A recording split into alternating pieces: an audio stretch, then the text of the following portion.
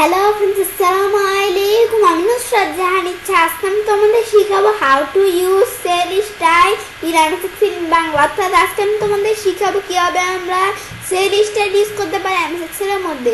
তাহলে চলো এখন আমরা কাজটা করি। তো করার জন্য আমরা আমাদেরকে মিনিমাইজ করি। মিনিমাইজ করার পরে কাজটা করার জন্য আমরা কি করব? তো কাজটা করার জন্য আমরা আমাদের ওপেন করি। বাস এমএস এক্সেল ওপেন করার পরে এখন আমরা বিষয়টা করার জন্য কি করব?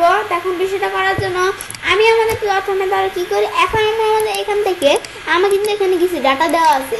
তো এর মধ্যে থেকে আমরা আমাদের এখান থেকে এই যে আমরা আমাদের এখান থেকে আজকে আমি তোমাদের এই যে সেল স্টাইলে বিষয়টা দেখাবো।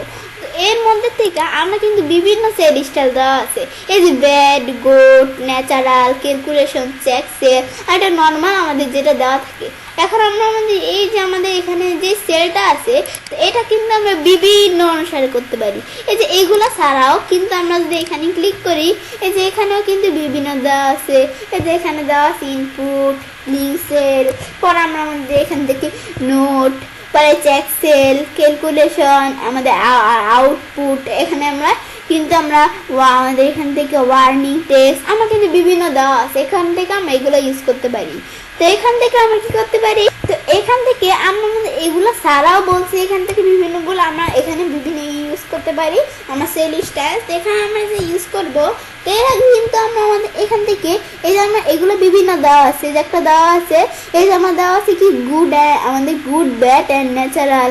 পরে আমরা আমাদের এখান থেকে কি দেওয়া আছে, টাইটেল, আমাদের পরে দেওয়া আছে ডাটা অ্যাড মডিউল, এগুলো ডাটা মডিউলের সেলস স্টাইল। পরে যে টাইটেল অ্যান্ড হিডিংস, পরে থিমস অ্যান্ড আমাদের এখানে এটা কি দেওয়া আছে, থিম সেল স্টাইল। তো আমরা এখান থেকে যেই ধরনের প্রয়োজন আমি সেগুলো দিতে পারি।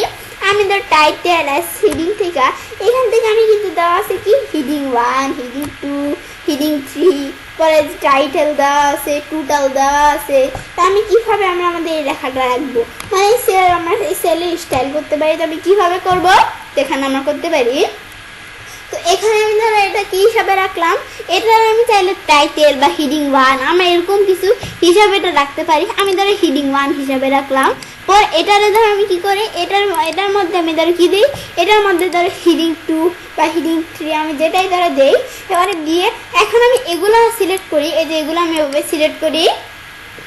এবার এগুলো সিলেক্ট করার পরে এগুলোর মধ্যে আমি ধরো কি করি, আমি ধরো এখান থেকে এগুলোর মধ্যে আমাদের হিডিং 2, 3, 4 এগুলো ছাড়া আমি এখান থেকে এই থিমসের স্টাইল থেকে আমি ধরো এখান থেকে আমার থিমসের স্টাইল থেকে এখানে আমার কিন্তু বিভিন্ন স্টাইল দেওয়া আছে থিমের।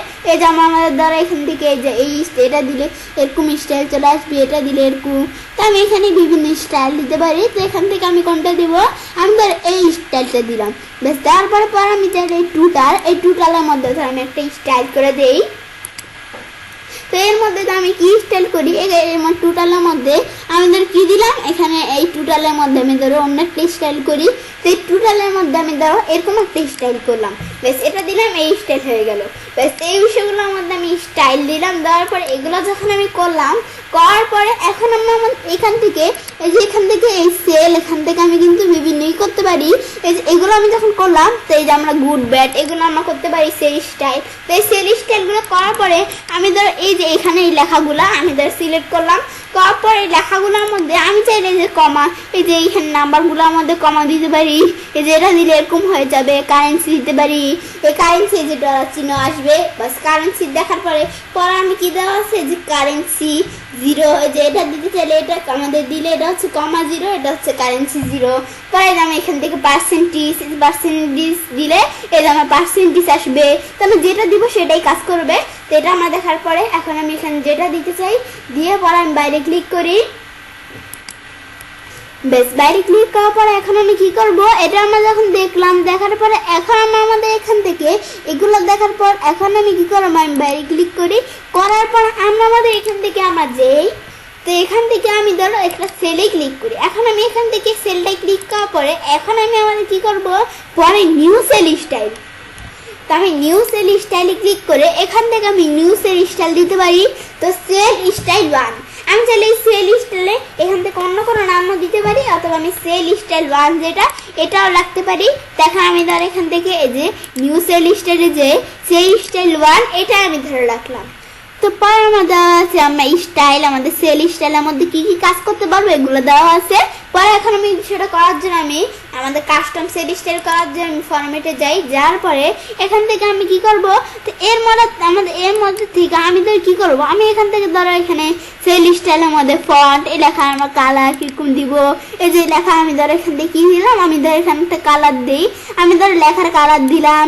পরে আমি লেখায় যে আন্ডারলাইন দিতে পারি, ডাবল আন্ডারলাইন, সিঙ্গেল এসএনডি, আমাদের যে কাউন্টিং, আমাদের যে ডাবল কাউন্টিং, সিঙ্গেল কাউন্টিং, পরে সিঙ্গেল, আমাদের যে আন্ডারলাইন দিতে পারি, সিঙ্গেল আন্ডারলাইন, ডাবল আন্ডারলাইন। পরে আমি চাই লেখার সাইজ বড় ছোট করতে পারি, লেখার সাইজ দ্বারা আমার থাকবে কতটুকু, এতটুকু, ব্যাস এত রাখলাম, অথবা 20 দিয়ে রাখলাম।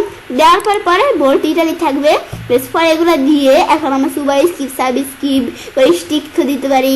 পরে আমি এটা দেখে পরে আমি চাইলে আবার বর্ডার অথবা ফিল, এই যে ফিলের মধ্যে আমি ফিল সেট করতে পারি, এদের ফিল এরকম দেওয়া আছে, এটার ফিল আমি ধরো চেঞ্জ করে এরকম দিলাম। দেওয়ার পরে এই যে বর্ডার, তো বর্ডারের মধ্যে আমি চাইলে যে বর্ডার রাখতে পারি। তো বর্ডার আমি ধরো কি দিলাম, আমি ধরো বর্ডার এরকম একটা কালার দিলাম। দেওয়ার পরে এখন আমি ধরো কোথায় এখানে একটা বর্ডার দিব। পরে আমি ধরো কি করতে পারি, পরে এটা দিয়ে পরে আমি ধরো এখানে একটা বর্ডার দিলাম।